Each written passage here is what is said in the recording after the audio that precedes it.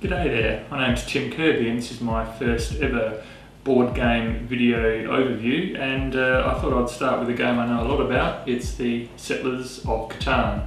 So let's see what you get inside the box. Settlers of Catan has recently been re-released, and what you see here is the older version. However, the rules and the components are essentially the same.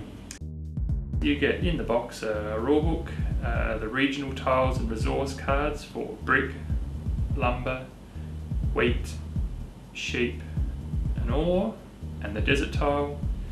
You get roads, settlements and cities. There's the robber, the longest road and largest army card, a whole series of numbered chits, development cards, building cost cards, ocean tiles, and 2-to-1 and 3-to-1 trading harbour tiles, and of course the dice. The basic turn of Settlers of Catan starts off by someone rolling the dice. If, say, the total of the dice equals 4, then all players with a settlement or a city adjacent to a hexagon with a 4 take that particular resource. So in this case, the red player takes a wheat resource from the bank. Some numbers statistically will get rolled more often than other numbers, so this person here's numbers are all quite good numbers, if you like, and therefore it's a good place to put one of your first 2 settlements that you have to do to start the game. This one, in comparison, has pretty poor numbers, and in comparison to the first one is not as good a starting position for one of your first 2 settlements.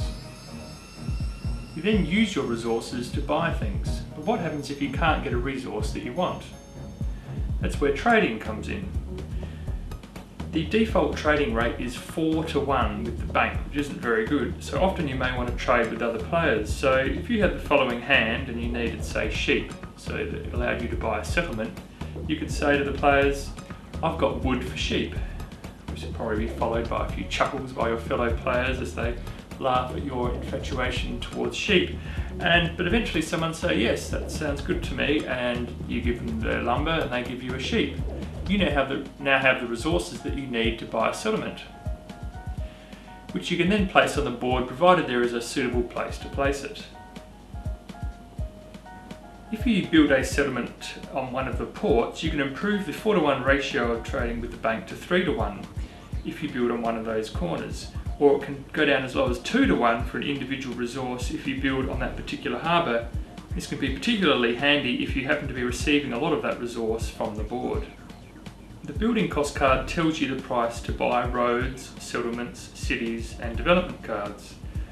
When you buy a city, it replaces the settlement and allows you to get 2 resources each time that a number adjacent to the city gets rolled, rather than just 1 from a settlement. So how do you win Settlers of Catan? Well, you need to be the first player to get to 10 points. Each settlement is worth 1 point, each city is worth 2 points.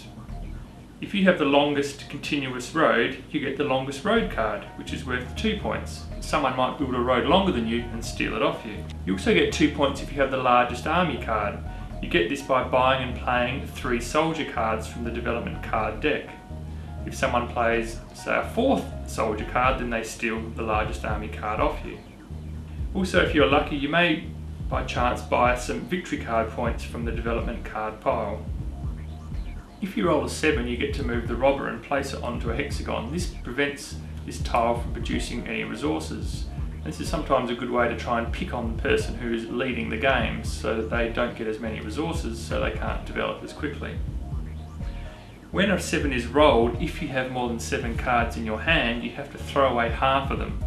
So this can be a real bugger sometimes, and you need to make sure that you don't get too many cards in your hand at one time.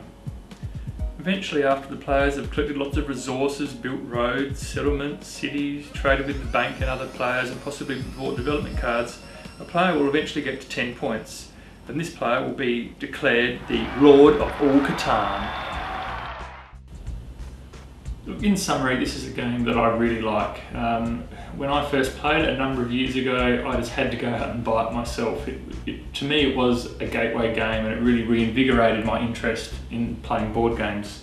It's interactive, it's fun, you've got trading, there's a little downtime, the game doesn't go too long, You can try different strategies and choose different ways of trying to win. Because the board game is modular, it has got infinite replayability. Every game will be quite different to another. In one game there might be a real shortage of bricks, and then the next game there might be a real shortage of wheat. Probably the only thing that people perhaps could criticise about the game is there is a reasonable degree of luck. You are rolling dice, and maybe the dice will just conspire against you. I don't really see that as being a big issue, and over the length of a game that normally evens itself out. And I suppose it does take a bit of a time to set up the game. You can't just pull it out of the box and start playing, so it takes 5-10 minutes to set up, but hey, big deal. So, look, here are my ratings for the game. For the components, I'd say they're average to good. The luck factor, well, we've got the dice, so I suppose it's a moderate level of luck. The fun factor, look, it is really fun to play. There's all that interaction. It is an enjoyable game to play. The complexity and depth to the game, well, it is quite simple to learn, but there is, quite a few different strategies to play, and you can play it differently each time, so I'd give that a medium. And overall, I really do like this game, so I give it a 9 out of 10. Anyway, I hope you liked my first video board game review, and I hope to do some more in the future, so feel free to give us some comments of what you thought about it. See you later.